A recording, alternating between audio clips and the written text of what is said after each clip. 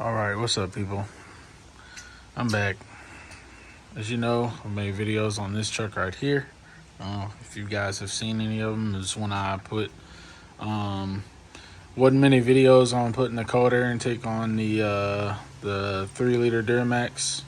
So I did a tutorial on doing that. But yeah, that video had quite a bit more views than I expected. I didn't think many people would actually be interested in this engine. I do plan on doing more. They just haven't really been releasing a lot of stuff about this, or as far as aftermarket, they haven't really released a lot.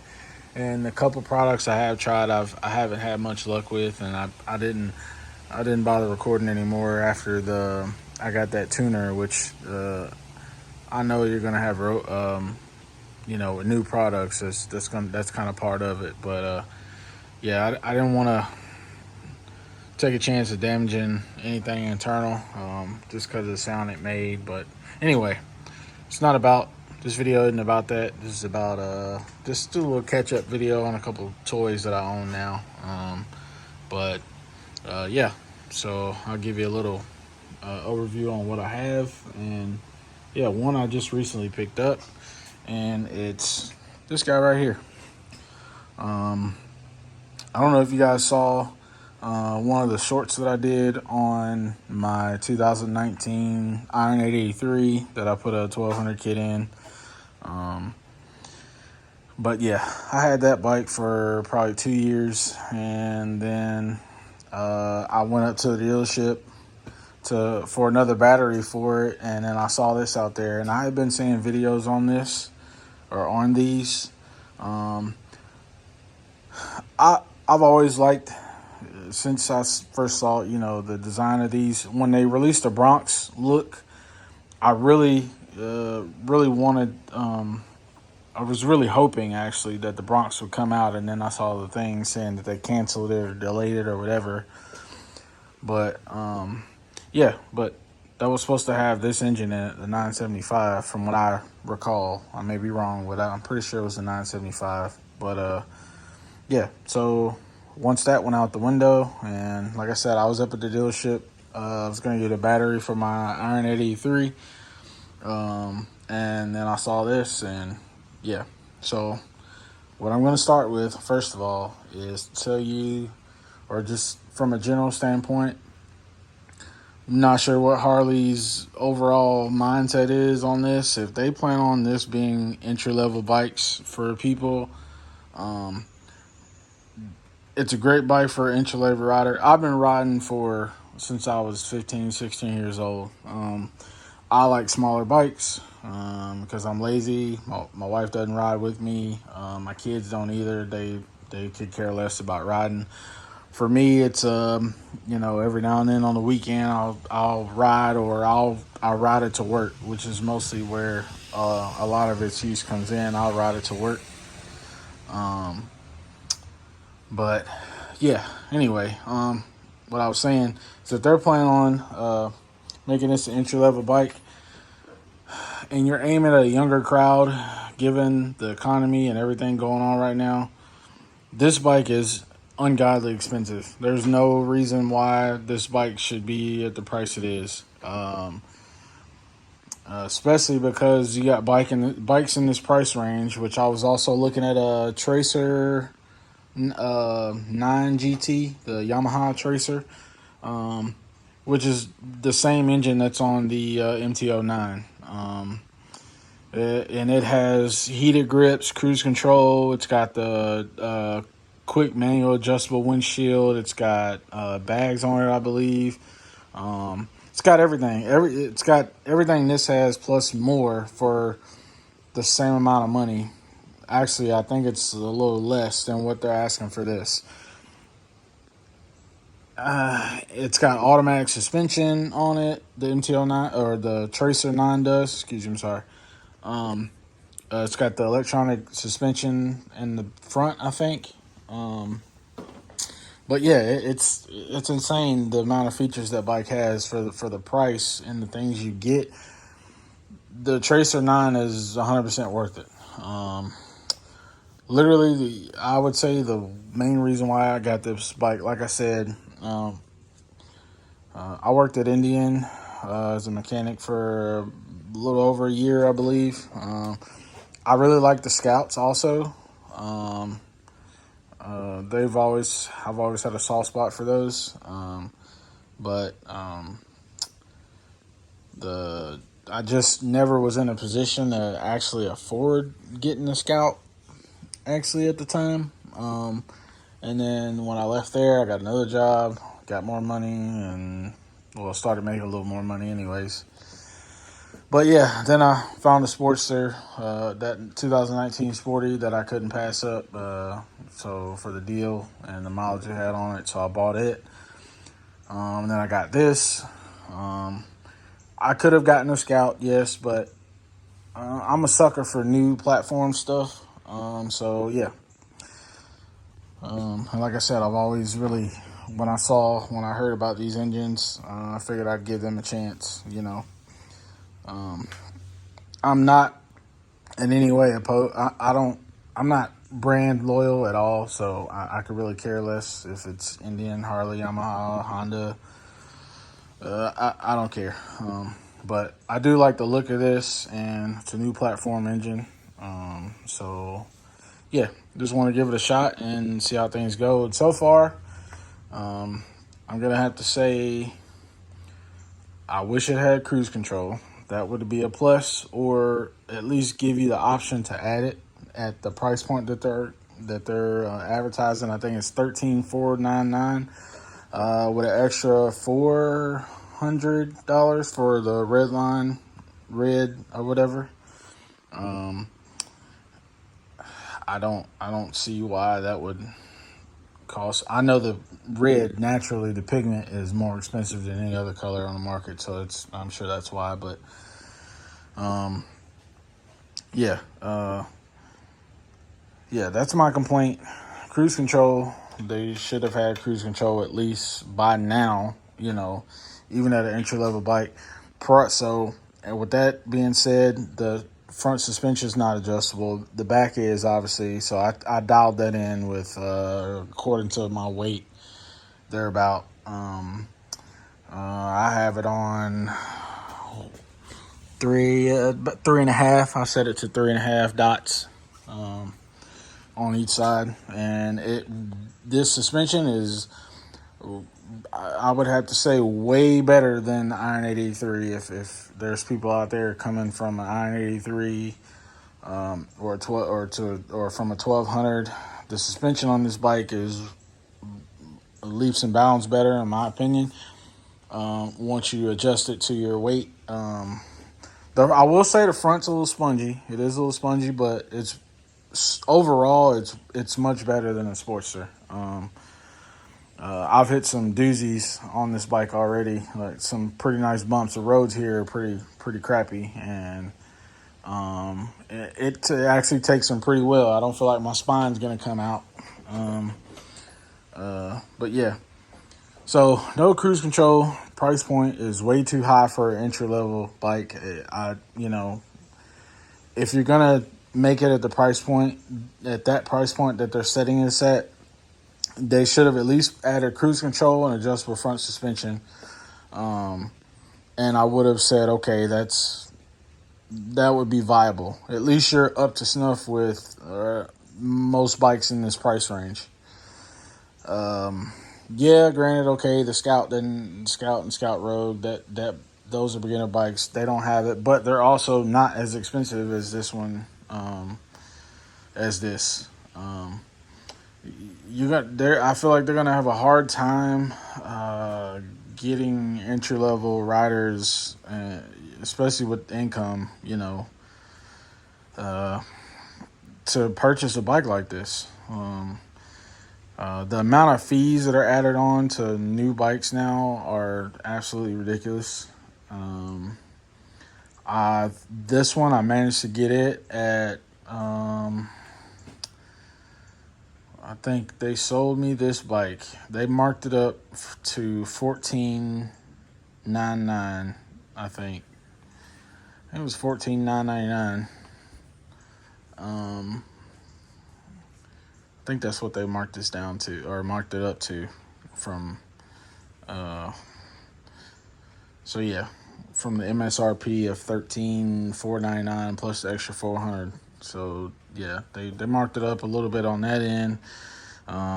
Their processing and freight and setup is like was they. I think I got charged twice for freight and setup. For it was like $1,050 for freight and $1,050 for setup. Actually, no, I take that back. I think it was $1,050 for freight and setup, and then obviously the taxes, dealer fees. So I was able to get them to come to sell me the bike cheaper and give me more money for my bike. But they, of course, as dealerships go, I'm not saying all dealerships, but as some go, they're gonna make it up somewhat in some form or fashion. So without the maintenance plan, which I never purchase on these bikes, I never purchase the maintenance plans or anything.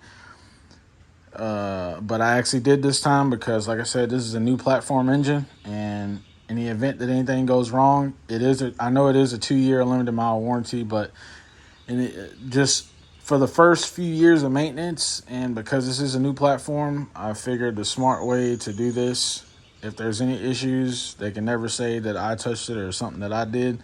So I went ahead and bought the 3-year maintenance plan. I think it was like $2,500. And then, of course, I buy gap coverage. I always buy gap coverage on anything brand new I buy. I have it on my truck, and I have it on my wife's car. And I have it on this. I had it on my Sportster. So, yeah, I have gap coverage as well. So, initially, before I added all that, this bike was $16,700, which is, like I said, that's insane for an entry-level motorcycle. That is just a lot.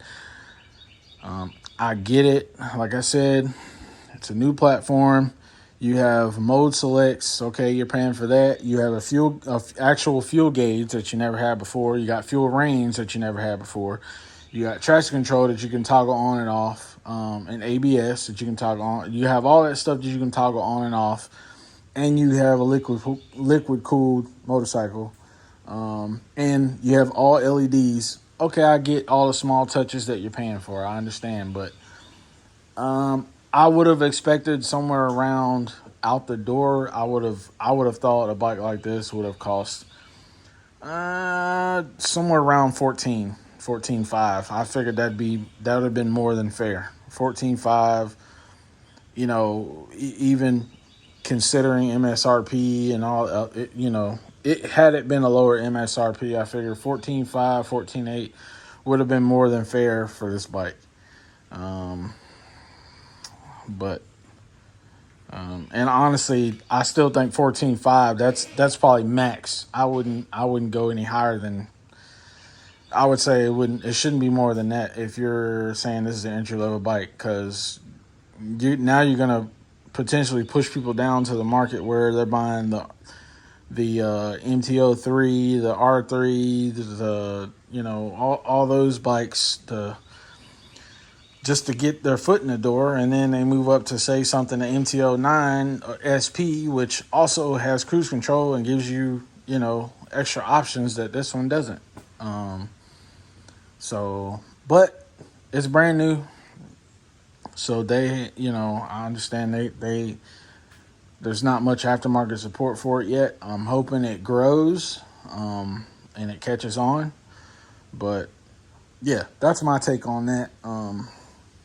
So far as this bike goes, it's a great bike. I have to say the power is you can't compare, but obviously you can't compare it to an 883, but you can't compare it to a 1200 either, in my opinion. The way the power comes in on this bike, it's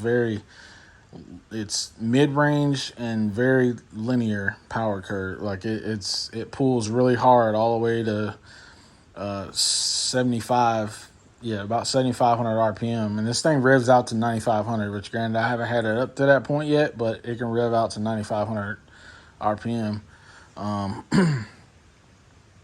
But yeah, so I keep it in sport mode because I would not recommend sport mode. First of all, I would not recommend sport mode if you're a beginner and you're starting out on this bike. do not put it in sport mode because it's very snatchy. Stay in road mode. Road mode is fine. Road mode, I think, would be perfectly fine for a beginner. Even I ride in road mode sometimes, especially when I'm in stop and go traffic. I'll put it in road mode because it's not as snatchy and twitchy. Rain mode is just it's just a dog. Like it has nothing, which is understandable because if you were to, I'm telling you, if you were to ride this thing in wet roads or wet environment in sport mode, yeah, it's definitely going to break the tire loose just because of how snatchy it is. You definitely don't want that, obviously. So I have about 200. Let me see. I bought it with 4 miles on it, and I have, let's see, 271 miles on it, and I bought it, I want to say 2 weeks ago now. Yeah, I think it's been like 2 weeks. So I've been riding it quite a bit. So from 0 to 50 miles, you don't want to rev it over $5,000. And I'm telling you now, you really don't need that high anyways at first, or even at all. When you're first starting out, it's decent because you got plenty of power even below $5,000. But once you get over 50 miles, up to 1,000 miles, you can rev it up to 7,000 RPM, but no more than 7,000 RPM in any gear. No hard starts, no lugging, all that good stuff. And so yeah, that's just kind of, yeah. So that's how many miles I have on it now. But yeah, it's been great now. I can kind of rev it out to $7,000, which like I said, I don't even get to $7,000 half the time. I get to around 55 and it starts pulling and you're already up to the speed limit quick. So, it pulls really hard. Let's see. Oh, so I get stuck in traffic a lot, going across the tunnel. And I will say, if any of you guys have watched the reveal videos of the custom shops that took this bike, their reveal video, with all the people that have, built this bike, to their image, you see most of them with this exhaust, they have reversed the links and they made it to where the rear header pipe actually wraps around the front. I see why they did that, because the amount of heat, it's super uncomfortable, and that's the first thing I'm going to change on this bike is the amount of heat this thing puts off when you get stuck. You get stuck in traffic is miserable, and it's very uncomfortable. It gets really hot, really, really hot. And that's one thing I will say, my Sportster never did, even with the stock header pipes, it never got that hot to the point in the rear where it was burning my leg. Like I gotta hold my leg out on this back cylinder here, this back header pipe. It gets insanely hot, or I gotta scoot back, because they made this so bulky. They should have angled it, which I get it. They were trying to, the O2 sensors right here, so it's only so much they can do. But they couldn't really go down anymore. They should definitely, if this model stays around or this design stays around long enough, one of the things they need to change for a remodel or re-release is fix that rear header pipe. Like, bring it around the front and then back. Yeah, a lot of people, I'm sure a lot of people won't like the pipe coming across the cam cover here, but I don't see any harm in that, honestly. I mean, if you did have to do cam cover maintenance, you probably do for other stuff as well. So, or anything that has to do with the cam cover or cam chain, then you're probably going to be taking those pipes off anyway. So I don't see why they just wouldn't run the header pipe across like they were doing in the videos, the custom videos. That would definitely alleviate a lot of the heat that's on your legs right now, because right now that heat, it's almost like the heat radiates right into your inner thigh, and it's very, very uncomfortable. I always end up looking down to make sure I'm not on fire because it burns like crazy on that side. But other than that, the bike does not overheat as far as I know. It doesn't have a temperature gauge, but I'm assuming it's going to be just like the other bikes. And when it does get hot, I assume it does have a overheat, like just it has a temp light, a dummy light, but it doesn't have like a actual temperature gauge. But I assume if it was overheating, obviously that would come on. But I have yet to see that, so that's a plus.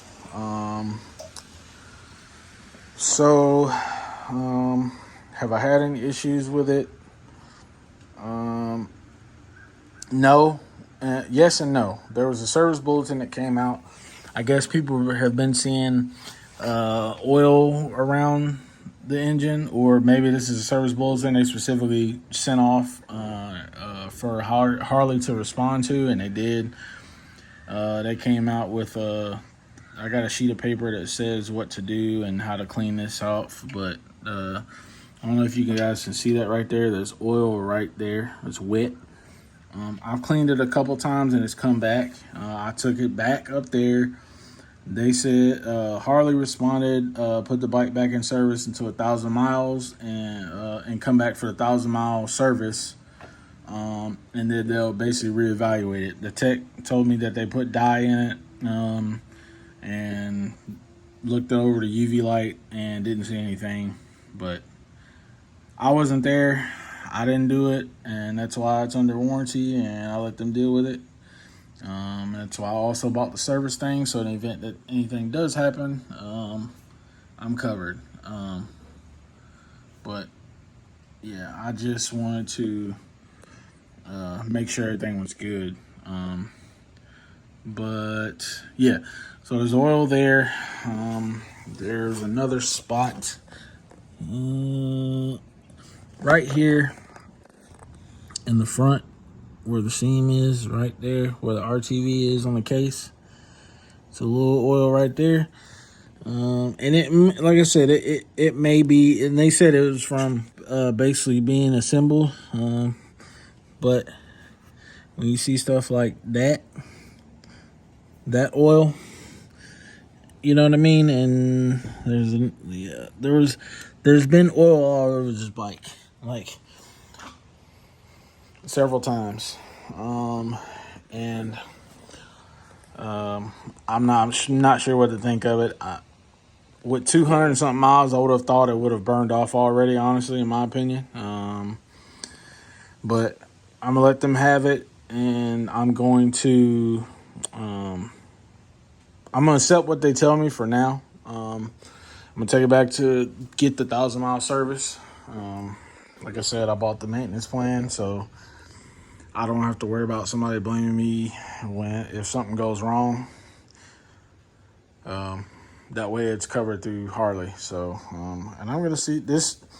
Me keeping this bike is going to determine how they treat me when it comes to service and customer service and etc. If they don't honor any of this stuff or any of their warranty, or if they don't stand behind any of this stuff as far as if there is an issue with the case and they keep telling me there's not, I'm going to get rid of the bike. That's just, it's throwing money away. But if you can't stand behind, especially a new platform, if you can't stand behind it and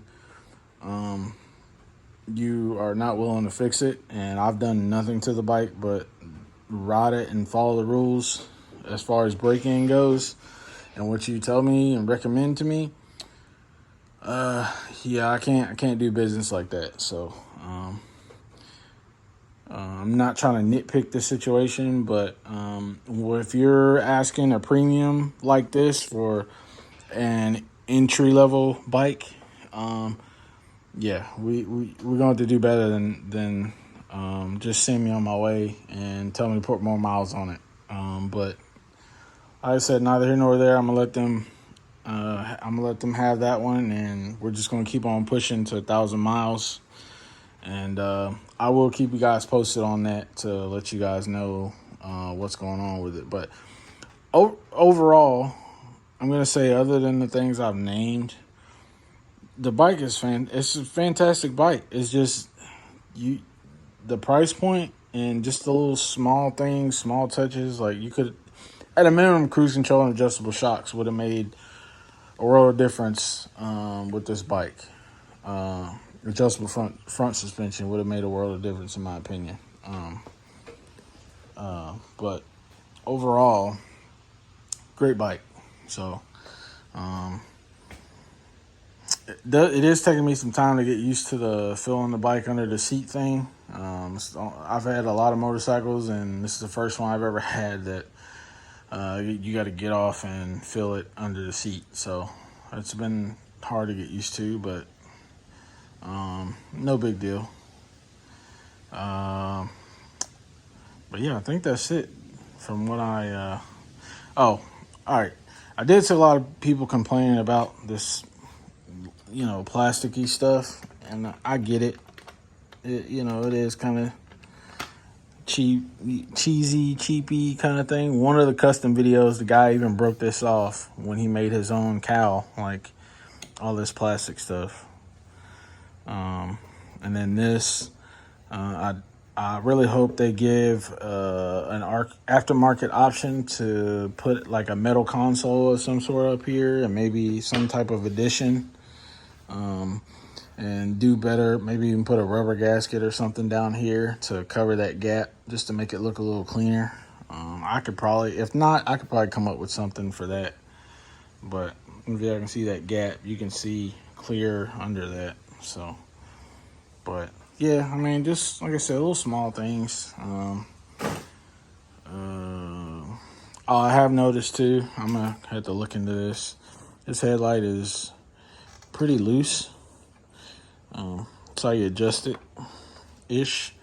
It's really convenient actually when you're riding and you realize that your headlight has come down. Mine actually came down on me. I don't know how or what happened, but I reached up and grabbed this little air vent here and was able to pull it up to where I needed to when I was riding. So it was actually really convenient in that aspect. But anyways, I know y'all tired of hearing me ramble about this bike. I'll do a little touch on my Malibu here. Like I said, if y'all are interested in more videos, I'll make more videos and give y'all some updates on that. I do want to figure out a solution for the exhaust and the heat and all that stuff. But anyways, all right, so over to my other toy here. This is my 1980 Malibu with a small block 400. It's a little hazy because the weather and the humidity right now is crazy.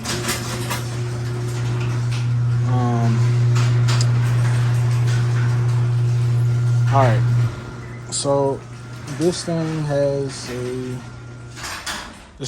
a small block 400 in it. So I can get my key. So it has aluminum heads, Pro Comp heads. They're cheap heads. I think Pro Comp is now called Speedmaster. But yeah, here's the inside. There's my laptop over there because it does have the Holley Sniper system in it, so it can be tuned via laptop. That's the custom gauge cluster that I put in, that I built for it. So I actually talked to a guy from Dixie Restoration. The guy is really nice. And Dixie Restoration actually sent me that back bezel, and I drilled the center holes and I ordered these little indicators right here for the emergency brake, high beam, and check engine light, which I was going to put I'm actually going to take this out and put a fan indicator in there so I know when the fans are on, and that's the turn signals. But yeah, I drilled those little center holes in there and put those indicators in, man, and it's been great. I did kind of cheaply wrap it in I did a carbon fiber wrap on it to try to make it look kind of fancy. I bought these autometer gauges. I put the B&M Z-gate shifter in, and then I eliminated the column shifter. I took it off, took the pin out, took the hardware off of it.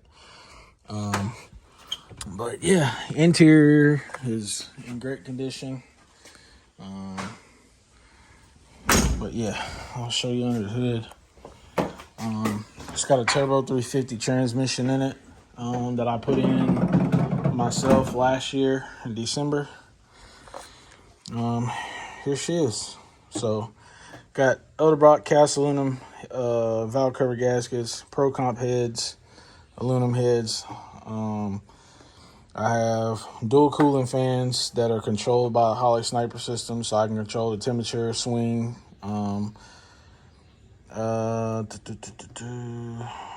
Let's see, MSD 6AL digital. I got the Holley Hyperspark distributor that I put in. I have the Holley EFI 6 coil.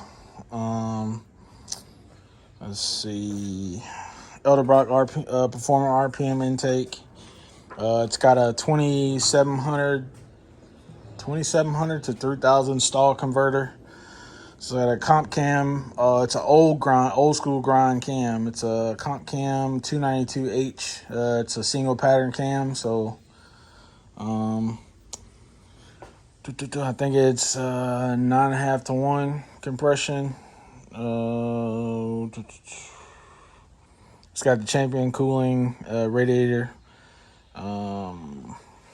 It's got a Precision Shaft Technologies drive shaft.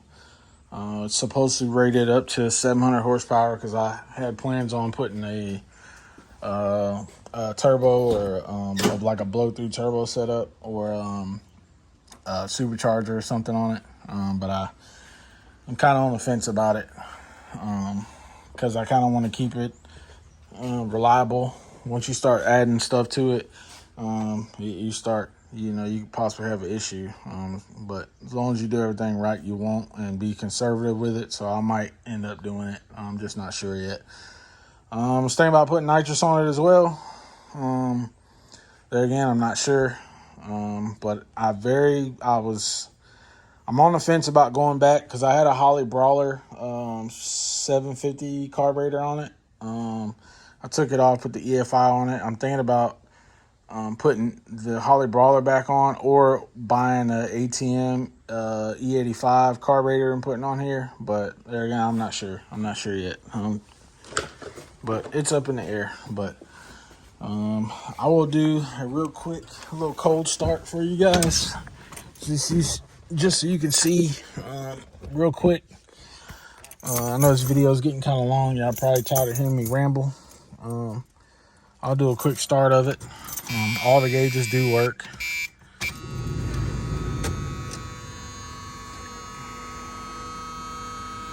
You can see.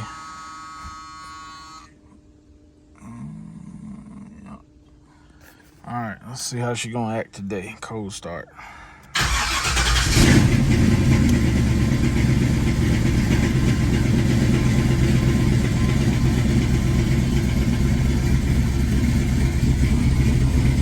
There we go.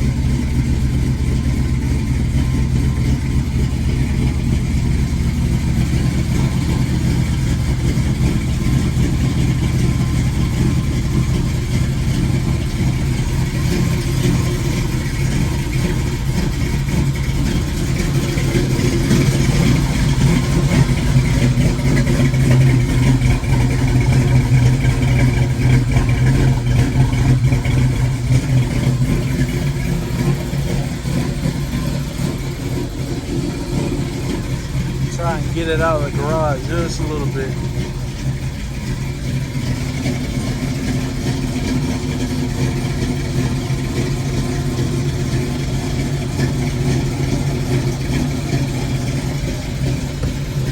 Alright.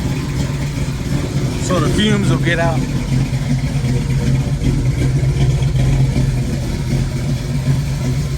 But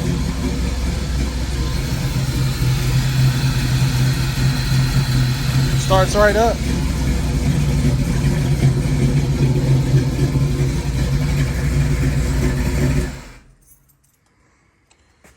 Yeah, that's my other toy.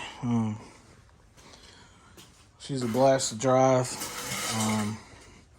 I have been considering selling it, but I'm not 100% sure yet, because I kind of want to go in a different direction, maybe do something else.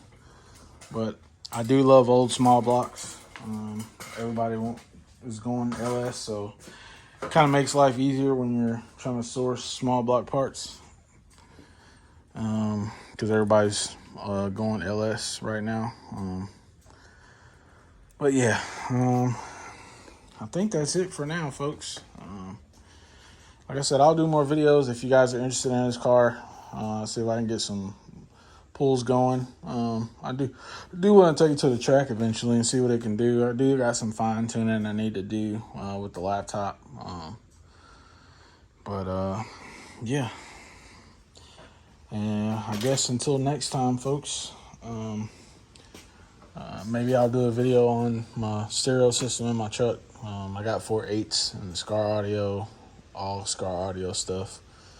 But yeah, might do a video on that stuff too. But all right, hope you guys enjoy. And if you guys don't already, like and subscribe.